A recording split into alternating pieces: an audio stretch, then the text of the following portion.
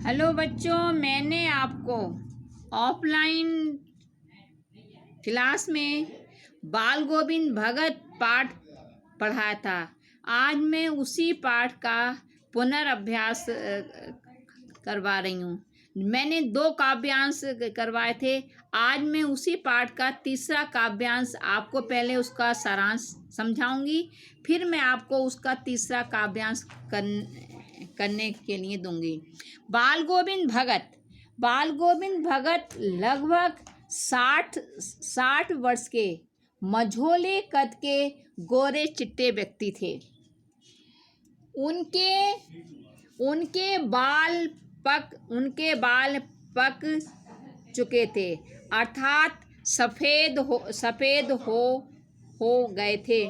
वह बहुत ही कम कपड़े पहनते थे। कमर पर एक लंगोटी मात और सिर पर कबीर पंथियों की सी टोपी लगाते थे। वह कबीर को ही अपना साहब मानते थे। उन्हीं के गीतों को गाते और उन्हीं के आदर्शों पर चलते थे। वह कभी झूठ नहीं बोलते और सबसे खराब व्यवहार करते थे। इसका अर्थ यह नहीं कि वह कोई साधु थे। उनका एक बेटा और एक पतोहू थी। पतोहू माने पुत्र वधू थी। थोड़ी सी खेती बाड़ी और एक साफ सुथरा मकान था। उनका सबसे बड़ा गुण उनका मधुर कंठ और कबीर के प्रति अगाध श्रद्धा और प्रेम था। वे कभी किसी की कोई चीज नहीं छूते थे। जो कुछ खेत में पैदावार पैदा होती, उसी को कबीर पंथी मठ में भेंट स्वरूप ले जाकर रख देते और वहाँ से प्रसाद स्वरूप जो कुछ भी मिलता उसी से गुजारा करते थे। अब देखिए उनके संगीत के बारे में। आषाढ़ की रिमझिम में समूचा गांव हल बैल लेकर खेतों पर निकल पड़ता और बच्चे भी जब खेतों में उछल कूद कर रहे होते, उसी समय सबके कानों में एक मधुर संगीत लहरी सुनाई देती। उनके कंठ से निकला संगीत का एक एक शब्द सभी को मोहित कर देता। तब पता चलता कि बाल गोविंद भगत कीचड़ में लिथड़े हुए अपने खेतों में धान के पौधों की रोपनी कर रहे हैं। काम और संगीत की ऐसी संयुक्त साधना मिलनी बड़ी मुश्किल होती। भादों की आधी रात में भी दादुर माने मेंढक की टटर से भी ऊपर बाल गोविंद भगत का संगीत सुनाई पड़ता। जब सारा संसार निस्तब्धता में सोया होता, तब जो है बाल गोविंद भगत का संगीत सभी को जगा देता है। कार्तिक में बाल गोविंद भगत की प्रभातियाँ यानी प्रातः काल में गाया गाया जाने वाला गीत प्रातः काल से ही जो है आरंभ हो जाती। माघ में किटाने वाली भोर में उनकी अंगुलियां खजड़ी पर चलना आरंभ कर देती। खजड़ी एक ढपड़ी के ही ढंग का होता है, परंतु आकार में छोटा एक बजाने वाला यंत्र है। वे गाते गाते वे इतने जोश में आ जाते थे कि उनके मस्तक पर पसीने की जो बूंदें थी वह चमकने लगती थी। गर्मियों की उमस भरी शाम में मित्र मंडली के साथ बैठकर संगीत में इस प्रकार लीन होते थे कि उनका मन तन पर हावी हो जाता था। वे सब गाना गाते हुए भी नृत्य करने लगते। बाल गोविंद भगत की संगीत का चरम उत्कर्ष उस दिन देखने को मिला जब लोगों को यह पता चला कि उनका पुत्र बीमारी के बाद चल बसा है। लोग जब उनके घर पहुंचे तो देखा कि भगत ने मृत पुत्र को चटाई पर लिटाकर एक सफेद कपड़े से ढक रखा है तथा उस पर कुछ फूल और तुलसी दल बिखेर दिए हैं। उसके सिरहाने एक चिराग जलाकर उसका और जो आसन जमाए हुए वह गीत गाए जा रहे हैं।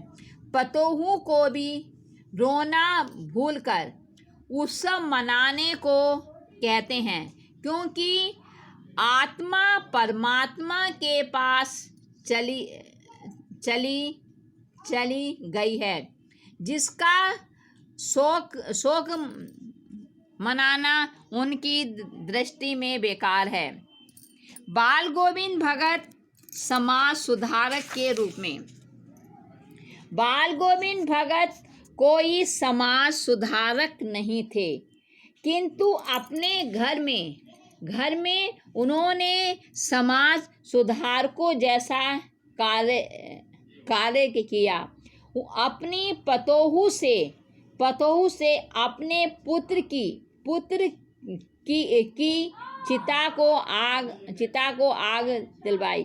श्राद्ध की अवधि पूरी होने पर पतोहू के भाई को बुलाकर उसके साथ भेजते हुए कहा, इसका पुनर्विवाह कर देना, अभी वह जवान है। पतोहू के मायके ना जाने की जिद करने पर वह कहने लगे मेरे जाने के बाद इसके खाने पीने का क्या होगा, किंतु उनका निर्णय अटल रहा। बाल गोविंद भगत की मृत्यु भी उनके व्यक्तित्व के जो अनुरूप शांत तरीके से हुई। करीब 30 कोस चलकर वे पैदल गंगा स्नान को गए और वहां साधु सन्यासियों की संगत में जमे रहे, परंतु स्नान की जो अपेक्षा साधु संगत की उन्हें स्नान की जो अपेक्षा साधु संगत की जो है, सन्यासियों की संगत बहुत अच्छी लगती थी। वहाँ से लौटकर उन्हें बुखार आने लगा। इस पर भी अब उन्होंने अपना नित्य नियम, दोनों समय का गीत, स्नान, ध्यान और खेती बाड़ी देखना इत्यादि नहीं छोड़ा। लोगों के नियमों में ढील देने को कहा तो हंसकर टालते रहे और शाम को भी गीत गाते रहे। किंतु उस दिन उनके गीतों में यह बात नहीं थी। अगले दिन भोर में भगत का गीत ना सुनाई देने पर लोगों ने जाकर देखा तो वह स्वर्ग सिधार गए हैं। तो इस प्रकार से बच्चों, मैंने इस पाठ का सारांश मैंने आप लोगों को समझा दिया कि बाल गोविंद भगत एक गृहस्थ होते हुए भी साधु सन्यासी जैसा अपना जीवन व्यतीत करते थे।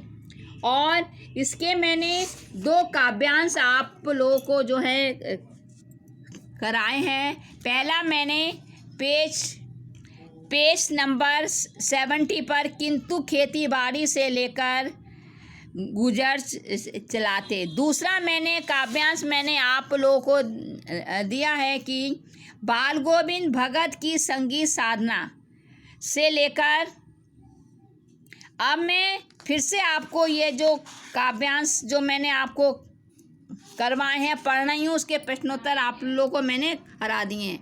ऊपर की तस्वीर से यह नहीं माना जाए कि बाल गोविंद भगत साधु थे, नहीं, बिल्कुल गृहस्थ थे। उनकी गृहिणी की तो मुझे याद नहीं। उनके बेटे और पतोहू को मैंने देखा।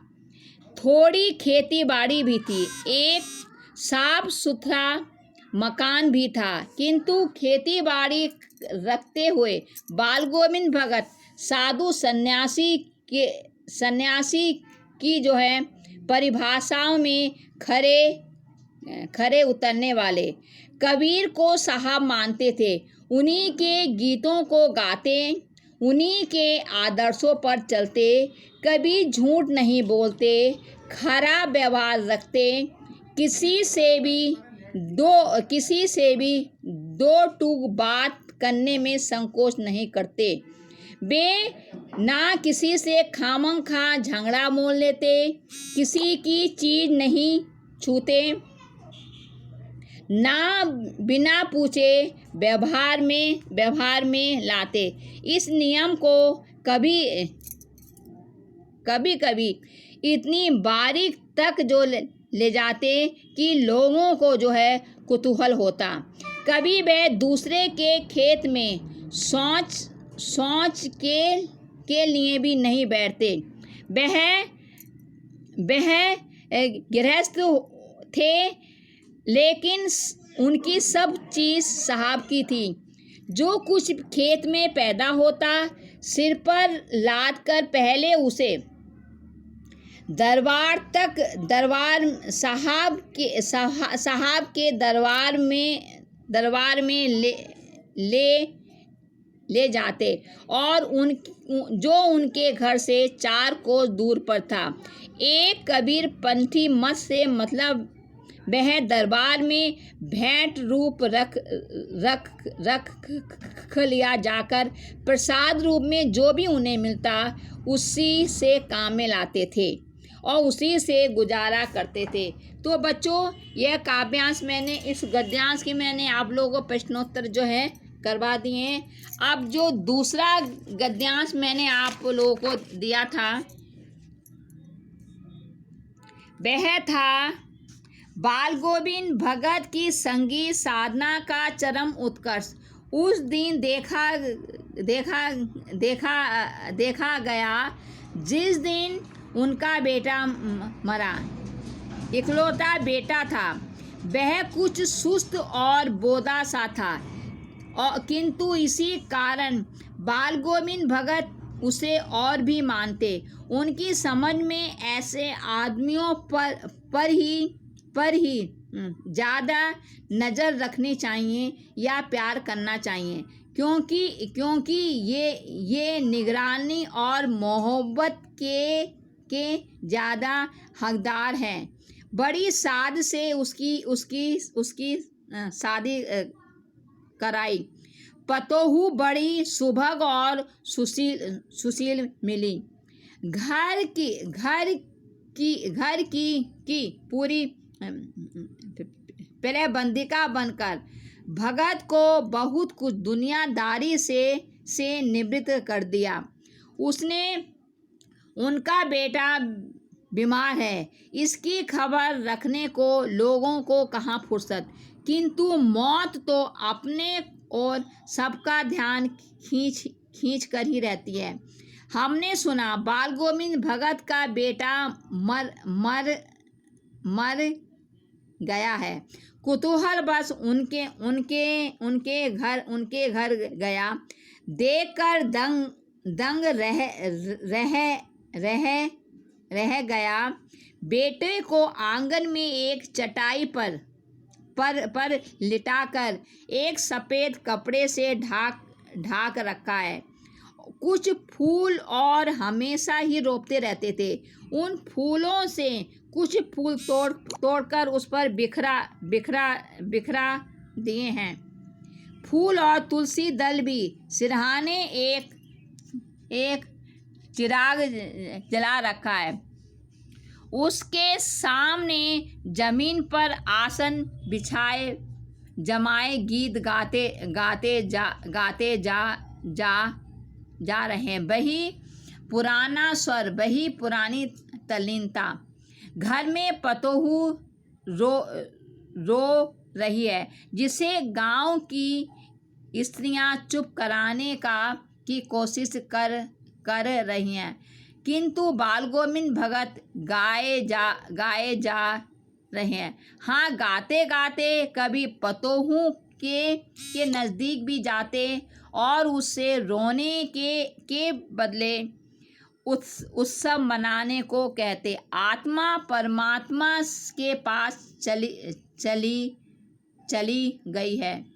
गृहिणी अपने प्रेमी से जा मिली है। इससे बढ़कर आनंद की कौन बात है।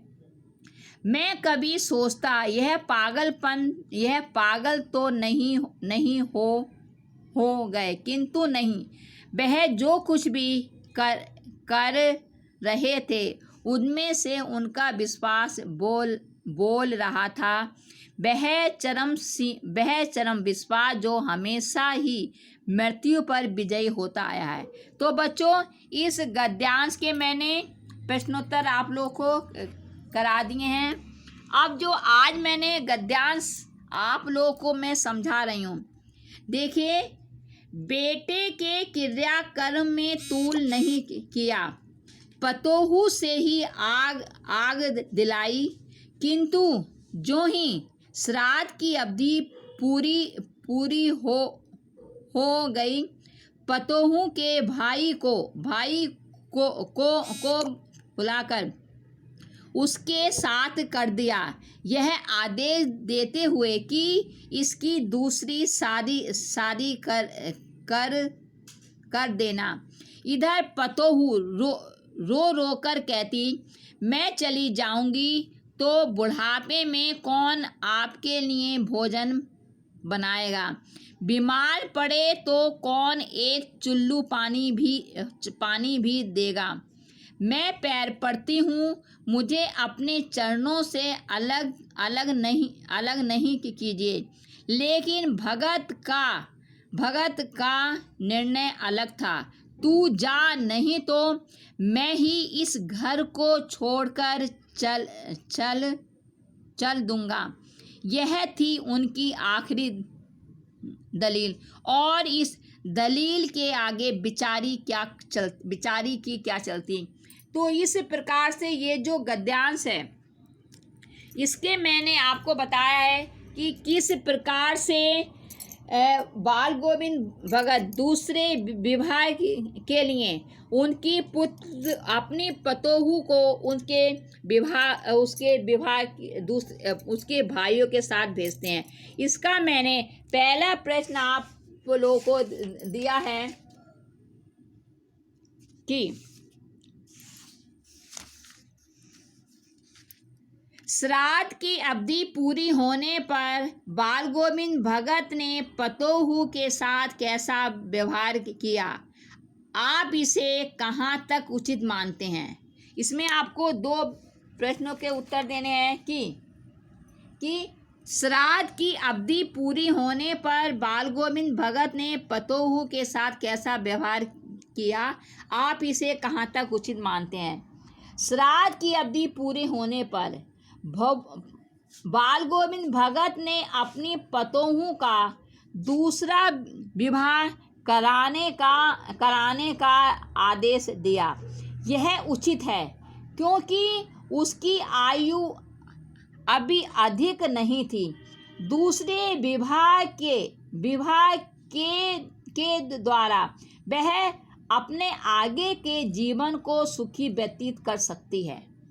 देखिए, इसका प्रश्न का उत्तर मैं फिर से बोल रही हूँ कि श्राद्ध की अवधि पूरी होने पर बाल गोविंद भगत ने पतोहू के साथ कैसा व्यवहार किया। इसका उत्तर है श्राद्ध की अवधि पूरी होने पर बाल गोविंद भगत ने अपनी पतोहू का दूसरा विवाह कराने का आदेश दिया।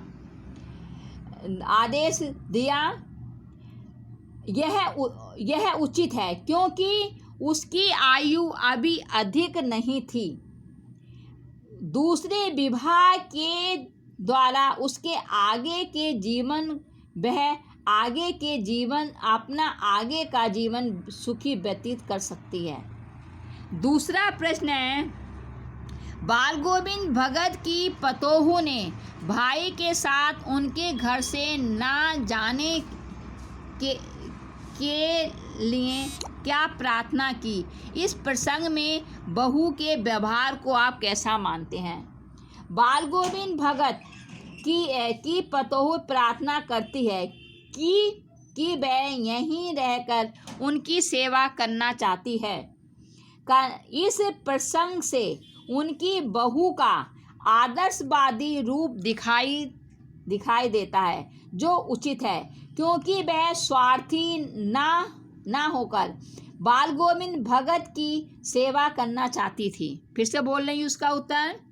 बाल गोविंद भगत की पतोहू ने भाई के साथ उनके घर से ना जाने के लिए क्या प्रार्थना की। इस प्रसंग में बहू के व्यवहार को आप कैसा मानते हैं। देखिए, बाल गोविंद भगत की पतोहू प्रार्थना करती है कि वह यहीं रहकर उनकी सेवा करना चाहती है। इस प्रसंग के द्वारा उनकी बहू का आदर्श रूप दिखाई देता है, जो उचित है क्योंकि वह स्वार्थी ना होकर बाल गोविंद भगत की सेवा करना चाहती थी। फिर है तीसरा प्रश्न, बाल गोविंद भगत जी के समक्ष पतोहू की व्यवस्था का कारण बताइए। बाल गोविंद भगत अपनी पतोहू से बाल गोविंद भगत का अपनी पतोहू से यह कहना कि वह अपने भाई के साथ चली जाए अन्यथा वे घर छोड़कर चले जाएंगे, यह उसकी व्यवस्था का कारण था। फिर से बता रही हूँ, बाल गोविंद भगत द्वारा पतोहू से यह कहना कि वह अपने भाई के साथ चली जाए अन्यथा वह घर छोड़कर चले जाएंगे, उनकी व्यवस्था का कारण था। तो बच्चों, इस प्रकार से यह मैंने आपको एक जो पेज नंबर 73 73 में ये है, मैं आपको दिखा दे रही हूँ। 73 पेज पे बेटे के से लेकर बेचारी क्या करती, ये गद्यांश मैंने दिया है। इसके मैंने 3 प्रश्न आप लोगों को दिए हैं। पहला प्रश्न है, फिर से समझा रही हूँ, श्राद्ध की अवधि पूरी होने पर बाल गोविंद भगत ने पतोहू के साथ कैसा व्यवहार किया, आप इसे कहाँ तक उचित मानते हैं। श्राद्ध की अवधि पूरी होने पर बाल गोविंद भगत ने अपनी पतोहू का दूसरा विवाह कराने का आदेश दिया। यह उचित है क्योंकि पतोहू की आयु अभी अधिक नहीं थी। दूसरे विवाह के द्वारा वह आगे के जीवन को सुखी व्यतीत कर सकती है। दूसरे विवाह के द्वारा वह अपना आगे का जो जीवन है उसको सुखी व्यतीत कर सकती है। तो यह उनका पहले प्रश्न का उत्तर है। उन्होंने श्राद्ध की अवधि होने के बाद पतोहू का दूसरा विवाह कराने का क्या दिया, आदेश दिया। यह उचित है क्योंकि पतोहू की आयु अभी अधिक नहीं थी। दूसरे विवाह से वह उसके आगे का जीवन सुखी व्यतीत कर सकती है। फिर मैंने दूसरा प्रश्न दिया है, बाल गोविंद भगत की पतोहू ने भाई के साथ उनके घर से ना जाने के लिए क्या प्रार्थना की। इस प्रसंग में बहू के व्यवहार को आप कैसा मानते हैं। बाल गोविंद भगत की पतोहू प्रार्थना करती है कि वह यहीं रहकर उनकी सेवा करना चाहती है। इस प्रसंग से उनकी बहू का आदर्शवादी रूप दिखाई देता है, जो उचित है क्योंकि वह स्वार्थी ना होकर बाल गोविंद भगत की सेवा करना चाहती थी।